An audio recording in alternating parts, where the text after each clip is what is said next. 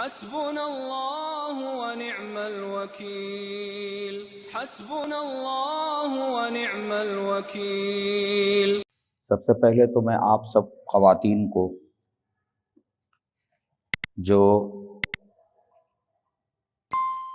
اس programme میں حصہ لے رہی ہیں مبارکباد دیتا ہوں کہ یہ بڑی خوش نصیبی کی بات ہے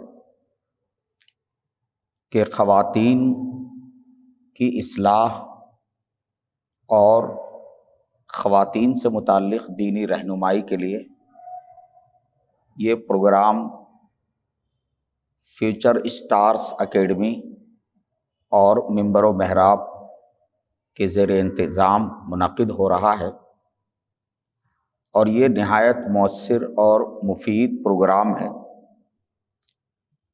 ابھی کچھ دیر معلمہ کا درس سننے کا اتفاق ہوا۔ جو درس دیا جا رہا تھا کتاب نیک بیوی کون، اس کتاب سے درس ابھی ایک معلمہ دے رہی تھی۔ سن کر اندازہ ہوا کہ ماشاءاللہ کہ یہ بہت مفید سلسلہ ہے اور بہت مؤثر ہے، اور انشاءاللہ اس سے ہماری خواتین کو غیر معمولی فائدہ ہوگا۔ کچھ باتیں عرض کرنے کے لیے حکم دیا گیا ہے۔ معزز خواتین، ایک کار کا تصور کریں جو انتہائی بیش قیمت اور جدید سے جدید ماڈل رکھنے والی، ہر قسم کی عصری سہولتوں سے آراستہ، بہت آرام دہ اور دیکھنے میں بڑی خوبصورت، آنکھوں کو خیرہ کر دینے والی کار، نہایت آرام دہ اور انتہائی قیمتی کار ہے۔ البتہ اس میں ایک نقص ہے۔ وہ نقص یہ ہے کہ اس کا بریک کام نہیں کرتا۔ دوسری ایک اور کار ہے جو زیادہ قیمتی نہیں ہے، پرانا ماڈل ہے اور بہت کم قیمت والی ہے۔ اس کے اندر تمام آرام کی سہولتیں میسر نہیں ہیں، اور دیکھنے میں بھی کچھ زیادہ پرکشش نہیں ہے، لیکن اس کا بریک صحیح ہے۔ آپ ان دونوں کاروں کی جو مثال پیش کی گئی ہے، کار کے اندر اور کسی بھی گاڑی کے اندر جو حیثیت بریک کی ہوتی ہے، وہی حیثیت سماجی زندگی میں شرم و حیا کی ہے۔ اگر انسانی معاشرے کے اندر مرد و خواتین کے اندر شرم و حیا اگر موجود ہے، تو یوں سمجھیے کہ یہ ایسی کار ہے جس کا بریک صحیح ہے، اور جب بریک صحیح ہوتا ہے، کارگر ہوتا ہے، تو ڈرائیور کو اطمینان ہوتا ہے۔ کہیں سامنے گڈھا آ جائے تو وہ گاڑی کی رفتار کو کم کر سکتا ہے۔ کہیں اچانک کوئی بندہ سامنے آ جائے تو اسی اعتبار سے اپنی گاڑی کو روک سکتا ہے، اسے گاڑی کے کھڈ میں گرنے کا اندیشہ نہیں ہوتا، اور کسی دوسری گاڑی سے ٹکرانے کا اندیشہ نہیں ہوتا۔ تو جو حیثیت کسی کار میں، کسی موٹر میں بریک کی ہوتی ہے، وہی حیثیت سماجی زندگی میں حیا اور شرم کی ہوتی ہے۔ مرد و خواتین میں اگر حیا ہوگی تو پھر ان کی سماجی زندگی ہر قسم کی سماجی خرابیوں سے پاک اور محفوظ ہوگی۔ جس مرد میں اور جس خاتون کے اندر، جس جوان لڑکے یا جوان لڑکی کے اندر حیا کی صفت ہوگی، اس کی زبان شائستہ ہوگی، اس کا لباس شائستہ ہوگا اور اس کا طرز گفتگو شائستہ ہوگا، وہ کبھی اپنی زبان پر گالی گلوچ نہیں لائے گا، اور اس کا لباس وہ مکمل ڈھانپنے والا ہوگا، وہ انتہائی مختصر لباس سے یا نہایت جو ہے باریک لباس سے احتراز کرے گا۔ تو شرم و حیا بہت بڑی چیز ہے سماجی زندگی کے لیے۔ آج کے معاشرے میں ہم سماجی زندگی میں جتنی خرابیاں دیکھ رہے ہیں، بے حیائی کی جو صورتحال آج دیکھنے میں آ رہی ہے، شرم و حیا کا جو اس وقت جنازہ نکل رہا ہے، عورتوں سے شرم و حیا ختم ہوتی جا رہی ہے، مردوں کی نگاہیں ناپاک اور آلودہ ہوتی جا رہی ہیں، اگر اس کی وجہ تلاش کریں تو اس کی بنیادی وجہ حیا کا نہ ہونا ہے۔ حیا بہت بڑی ایمانی صفت ہے۔ قرآن و سنت میں، قرآن و حدیث میں حیا پر بہت زیادہ زور دیا گیا ہے۔ قرآن مجید میں بھی اللہ تبارک و تعالیٰ نے ان ساری باتوں سے منع فرمایا ہے جو آدمی کو بے حیائی پر آمادہ کرتی ہوں۔ ان اللہ یأمر بالعدل والاحسان وایتاء ذی القربى وینہی عن الفحشاء۔ اللہ تبارک و تعالیٰ بے حیائی کی کاموں سے اور بے حیائی کی چیزوں سے اللہ تعالیٰ منع فرماتا ہے۔ جگہ جگہ قرآن پاک میں فواحش سے روکا گیا، جگہ جگہ قرآن مجید میں فواحش سے روکا گیا ہے۔ فواحش یا فاحشہ ایسی حرکت کو کہتے ہیں جو حیا کے بالکل منافی ہوتی ہے اور شرم و حیا کے بالکل خلاف ہوتی ہے۔ احادیث شریفہ میں نبی رحمت صلی اللہ علیہ وآلہ وسلم نے حیا کی اہمیت کو اجاگر کرتے ہوئے فرمایا کہ الایمان بضع و سبعون شعبہ، ایمان کی 70 سے زیادہ شاخیں ہیں، یعنی 70 سے زیادہ ایمانی صفات ہیں۔ افضلها قول لا الہ الا اللہ، افضل ترین ایمانی صفت لا الہ الا اللہ کا قائل ہونا ہے۔ وَأَدْنَاهَا إِمَاطَةُ الْأَذَىٰ عَنِ الطَّرِيقِ، اور ادنا ترین ایمانی صفت راستے سے تکلیف دہ چیز کو ہٹانا ہے۔ غور فرمائیں، اخیر میں نبی رحمت صلی اللہ علیہ وسلم نے فرمایا وَالْحَيَاءُ شُعْبَةٌ مِّنَ الْإِيمَانِ، حیا ایمان کا ایک اہم ترین شعبہ ہے۔ حیا ایمان کی ایک اہم ترین صفت ہے۔ جس بندے کے دل میں ایمان ہوگا، جس بندی کے دل میں ایمان ہوگا، اس بندی کے دل میں حیا بھی ہوگی، اور جہاں حیا ہوتی ہے وہاں ایمان ہوتا ہے۔ حدیث شریف میں نبی رحمت صلی اللہ علیہ وسلم کا فرمان ہے کہ آپ نے ایمان اور حیا ان دونوں کے آپسی جو ہے تعلق کو واضح کرتے ہوئے فرمایا الحیاء هو الایمان، کہ حیا ہی کا نام ایمان ہے۔ کہیں فرمایا گیا حیا ایمان کا اہم ترین جو ہے شعبہ ہے، کہیں فرمایا گیا الحیاء کلہ خیر، حیا پورا کا پورا خیر ہی خیر ہے۔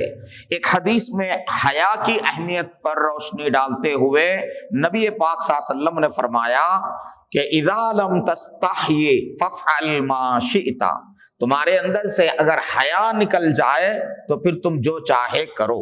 یعنی حیا ایک ایسی طاقت اور ایک ایسی جو ہے ایمانی صفت ہے کہ اس ایک صفت کے نتیجے میں آدمی ہر قسم کی بری حرکتوں سے باز آتا ہے، ہر قسم کے فواحش سے باز آتا ہے، ہر قسم کے منکرات سے اپنے آپ کو دور رکھتا ہے۔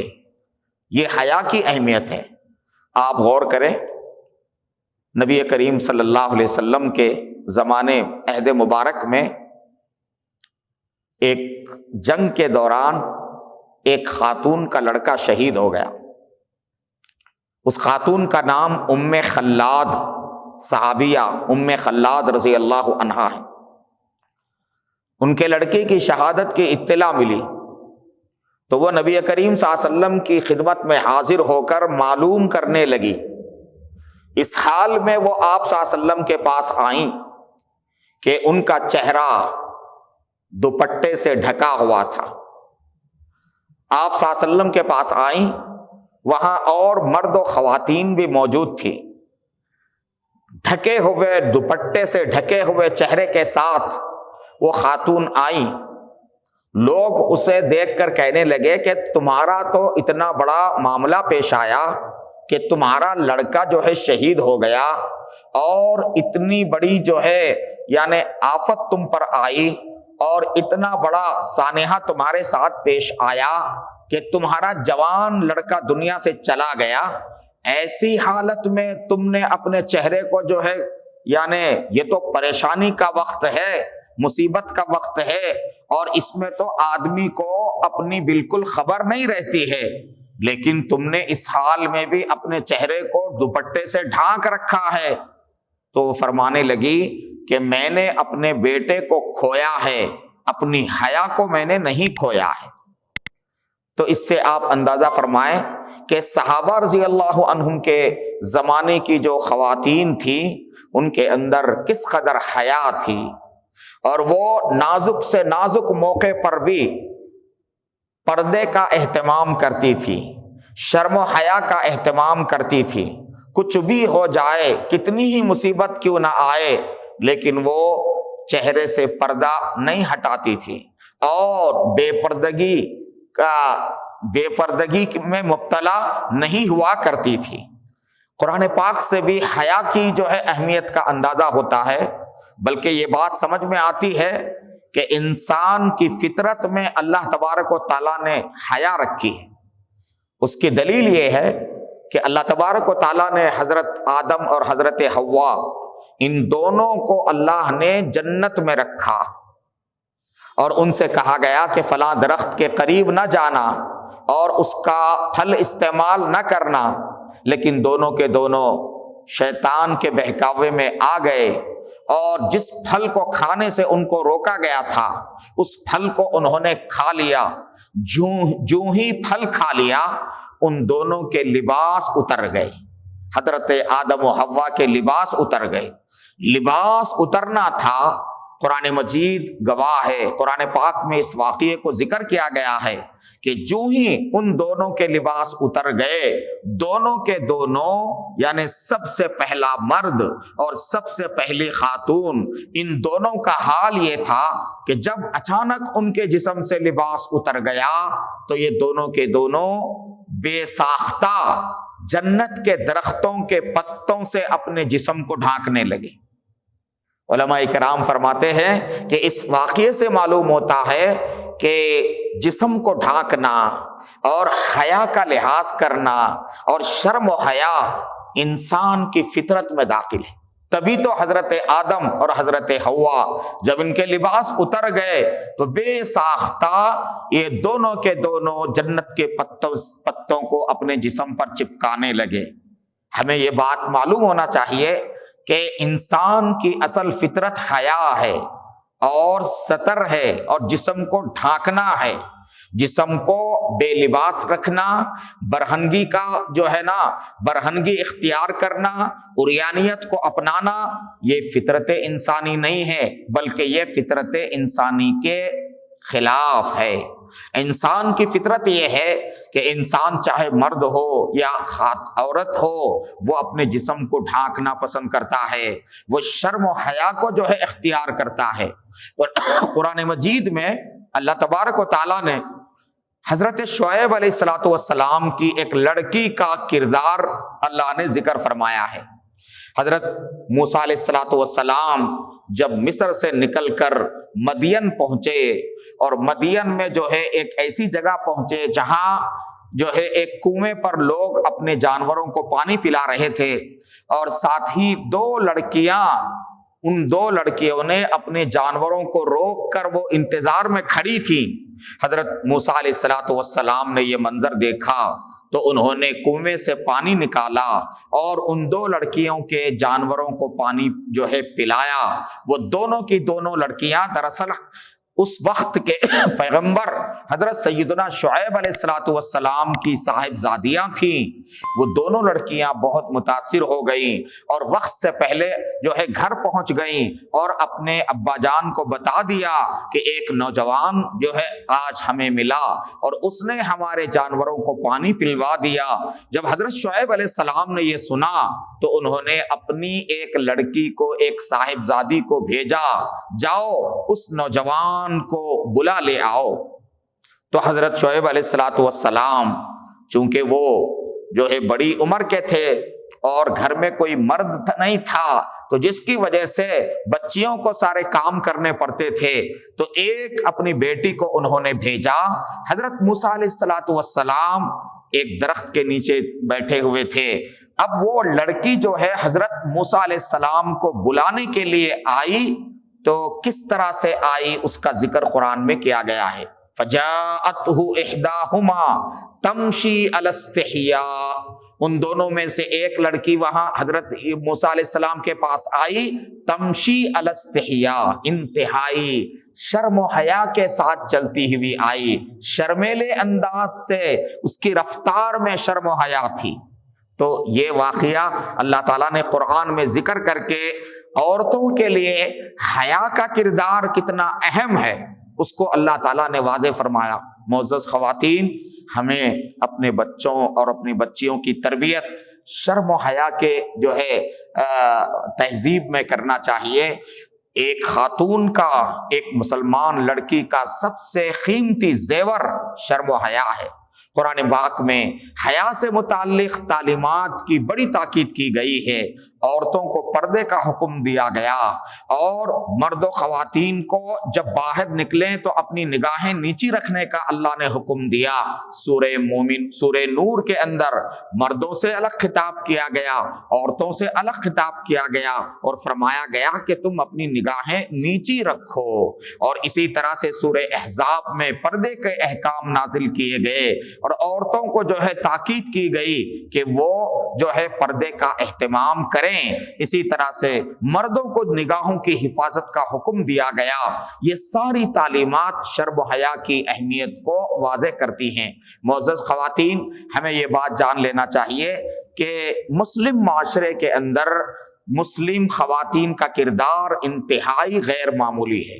آج کے معاشرے میں مسلم خواتین کا کردار جو کمزور پڑتا جا رہا ہے، اس کی بنیادی وجہ یہ ہے کہ ایک مسلم خاتون اپنے آپ کو اسلامی تہذیب کے تناظر میں جو ہے وہ اپنے کو آراستہ نہیں کرتی ہے۔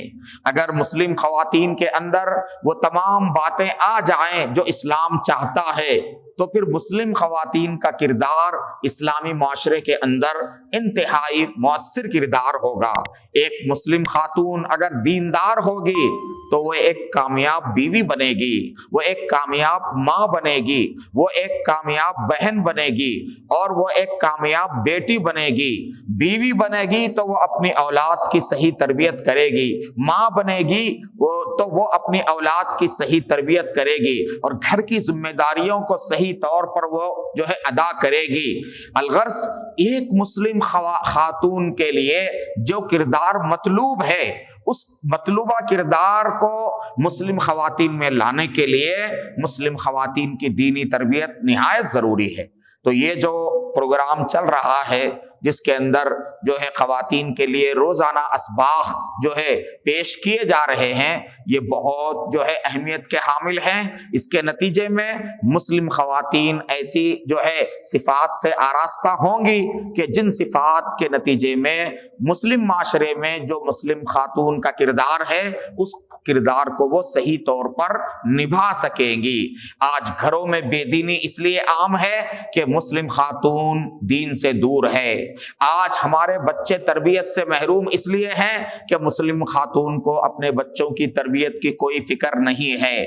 آج کے جو ہے یعنی نوجوان اور شادی شدہ لوگ آوارہ زندگی اس لیے گزار رہے ہیں کہ گھر کی عورت اور بیوی جو ہے وہ اپنے خود نیک کردار کی حامل نہیں ہے، جس کے نتیجے میں وہ اپنے شوہر کو دیندار بنانے میں ناکام ہو رہی ہے۔ تو اس کی ہم سب کو جو ہے فکر کرنے کی ضرورت ہے۔ اللہ تبارک و تعالیٰ اس جو ہے پروگرام کو اللہ تعالیٰ کامیاب فرمائے، اور آپ سبھی خواتین کو میں مبارکباد دیتا ہوں۔ زیادہ سے زیادہ خواتین کو اس سے جوڑیے تاکہ ہماری خواتین میں دینی شعور پیدا ہو جائے، وہ اپنے آپ کو ان صفات سے آراستہ کر سکیں جو صفات کسی مسلم خاتون کے لیے نہایت ضروری ہے۔ اللہ تعالی ہم سب کو کہنے سننے سے زیادہ عمل کی توفیق عطا فرمائے۔ وآخر دعوانا ان الحمد للہ رب العالمین، وصلی اللہ علی النبی الکریم برحمتک یا ارحم الراحمین۔